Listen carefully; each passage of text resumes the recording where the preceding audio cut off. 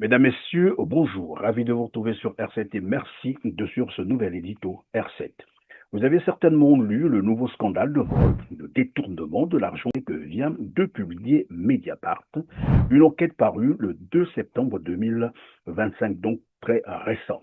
La République du Congo, aussi appelée Congo-Brazzaville, où la population a été réduite à l'esclavage, à la misère absolue. Choc économique en République du Congo. Des familles sont de plus en plus vulnérables. La précarité de vie est perceptible par le difficile accès au logement, aux services sociaux de base. L'on assiste de plus en plus à la flambée des prix des denrées alimentaires sur le marché, avec de graves conséquences dans les ménages. Le panier de la ménagère devient vraiment un casse-tête chinois parce que le Congolais ne vit plus, il survit. Plaidons pour que le gouvernement prenne encore toutes ses responsabilités parce que le Congolais ne peut plus, il est au bout du rouleau. Nous ne vivons plus. Maintenant, on commence à prendre le lait dans des foyers pour passer la journée. Ça ne s'explique pas. Ces dernières années, l'économie congolaise se trouve en panne sèche. Le paiement des fonctionnaires se fait par acrobatie, selon le ministre des Finances. Le secteur privé peine à prendre de l'envol. La corruption, la mauvaise gestion des finances publiques restent des épines dorsales, ce qui vient encore accentuer la vulnérabilité des ménages en République du Congo. Pas d'eau potable, pas d'électricité stable, des hôpitaux devenus des mouroirs. Plus de 200 cadavres, je dis bien 200 corps sont enterrés par jour pour un petit pays de 6 millions d'habitants. L'éducation en lambeaux, les caisses de l'État congolais seraient vides selon Anatole Koulinemakosso. Oui, les retards dans le paiement de divers traitements ont commencé à se faire sentir à partir du second trimestre de cette année. Ces retards concernent en effet les pensions des retraités, les salaires des agents de l'État, des collectivités locales, des émoluments des parlementaires, les bourses des étudiants et les indemnités des sinistrés du 4 mars 2012. À cela, il faut ajouter certains autres sinistres qui attendent d'être gérés. Et bien entendu, il faut ajouter les émoluments des membres du gouvernement, de leurs collaborateurs et des collaborateurs de la présidence de la République. Pour qu'on n'ait pas à penser que la situation ne concerne qu'une catégorie de personnes, ou particulièrement les parlementaires ou les autres catégories sociales. Non. Tout ceci s'explique par une insuffisance de la trésorerie de l'État. Une thèse renchérie par son ministre des Finances, Christian Yoka. Notre pays traverse réelle situation de crise. Payer des salaires tous les mois relève d'une véritable acrobatie. C'est un vrai casse-tête. Faire face à nos obligations internationales tous les mois, c'est un vrai casse-tête. L'enquête que vient donc de publier Mediapart, donc le lien est en bas de cette vidéo pour ceux qui voudront la consulter, est intitulée Bercy scrute le flux inhabituel du groupe Bolloré dans l'affaire des biens mal acquis. Dans cette enquête, il est révélé que le groupe de Vincent Bolloré, l'ennemi juré de la démocratie en Afrique, fuyant. Sur ces images tournées par le média Blast, Vincent Bolloré sort de la salle d'audience sans un mot.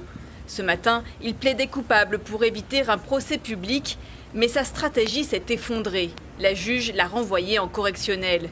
La justice accuse le milliardaire français d'avoir aidé 2 dirigeants africains à accéder au pouvoir ou à s'y maintenir, au Togo et en Guinée. En contrepartie, ces chefs d'État auraient favorisé les intérêts du groupe Bolloré dans leur pays. La justice française saisie d'une nouvelle plainte contre le groupe Bolloré et contre Vincent Bolloré. Elle a été déposée hier soir devant le parquet national financier en vertu d'une procédure relativement récente de la loi française dite Convention de Mérida. Le collectif Restitution pour l'Afrique accuse le groupe de recel et de blanchiment d'argent dans le cadre de ses activités logistiques et particulièrement celle de ses ports. Le soutien conditionnel des tyrans en Afrique francophone a versé près de 80 millions d'euros, soit 56 milliards de francs CFA à une société aux mains du clan Sassou Nguesso, visé, comme vous savez, par une enquête judiciaire en France. 56 milliards de francs CFA, c'est l'équivalent de près de 20 ans de bourse des étudiants congolais.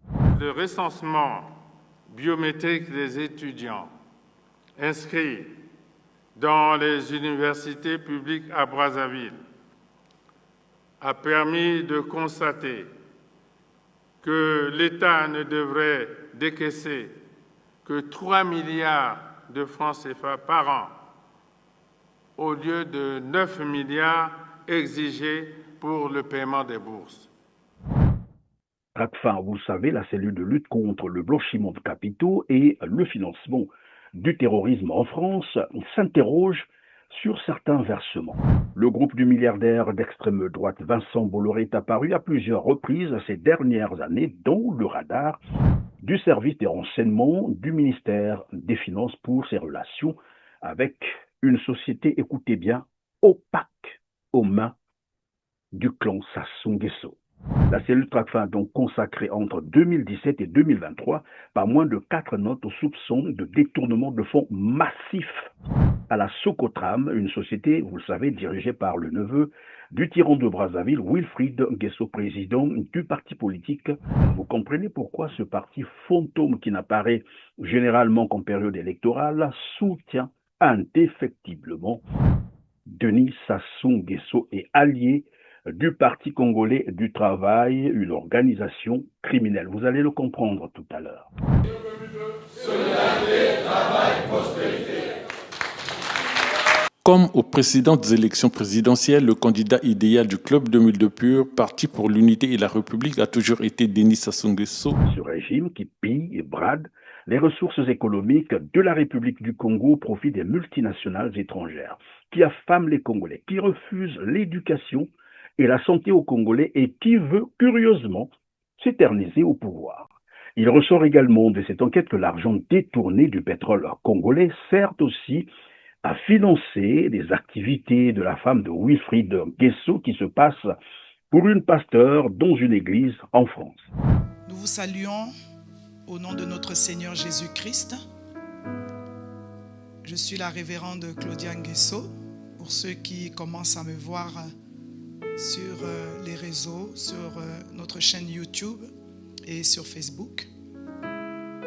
Je l'avais dit à l'église que je m'engageais à apporter des enseignements et à maintenir cette flamme pour que le peuple de Dieu ne se décourage pas.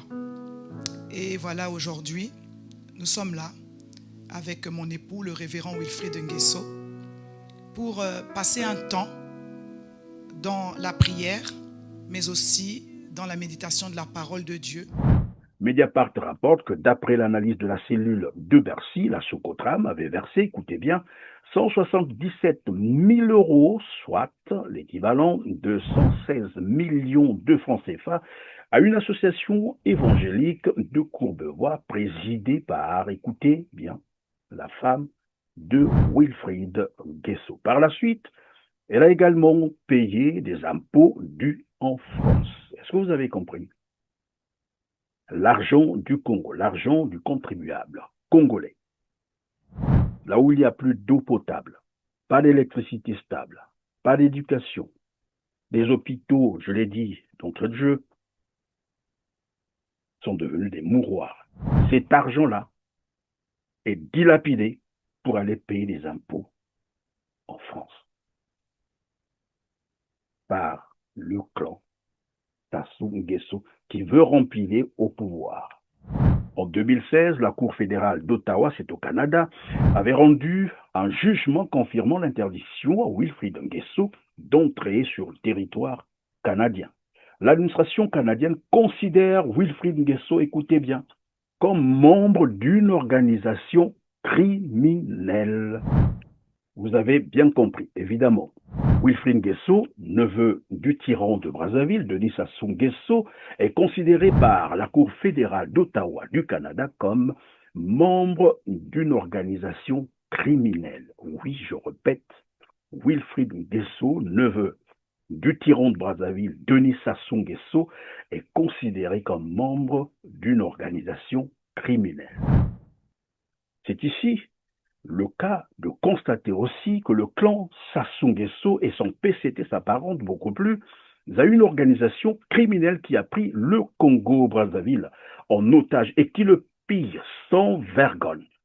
L'entourage du président est soupçonné d'avoir détourné des millions d'euros d'argent public via des sociétés offshore pour son train de vie personnel. Parmi les avoirs saisis en France, plusieurs biens immobiliers dans des quartiers huppés, dont la Villa Suzette à Vésiné, des voitures et de nombreux produits de grand luxe. Pour ce qui est du clan Sassou Nguesso, l'essentiel est fait. L'inventaire du patrimoine, c'est fait, les mesures de saisie sont faites. Il y a sans doute encore un certain nombre de vérifications ou des membres du clan à mettre en examen. Oui, on pourrait s'acheminer vers une clôture de l'information à la fin de l'année et un procès peut-être fin de l'année prochaine.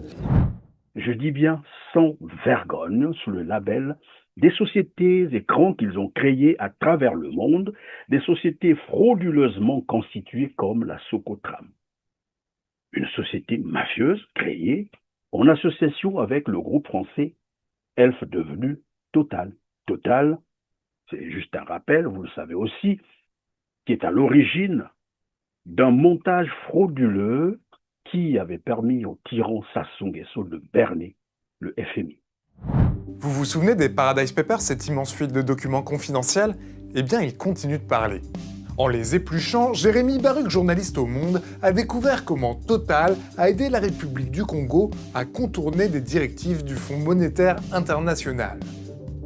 C'est l'affaire Likwala. Pour comprendre, il faut remonter à la fin des années 90. Au terme d'une guerre civile sanglante, Denis Sassou Nguesso revient au pouvoir, mais il trouve les caisses de l'État trop vides à son goût, et estime que c'est en partie la faute d'Elf, l'une des grandes sociétés pétrolières françaises. En 2003, Total, qui a racheté Elf, décide de balayer ce contentieux et trouve un terrain d'entente. Au lieu d'une transaction financière, Total propose au Congo une concession pétrolière. Sauf que le Congo a besoin d'argent. La solution, ce serait de faire ce qu'on appelle dans le jargon bancaire un préfinancement pétrolier. Un préfinancement pétrolier, ça veut dire que le Congo va pouvoir emprunter de l'argent à une banque contre une somme qui équivaut à des barils de pétrole qui n'ont pas encore été extraits. De quoi transformer la concession pétrolière en machine à cash avant même que le pétrole n'ait coulé.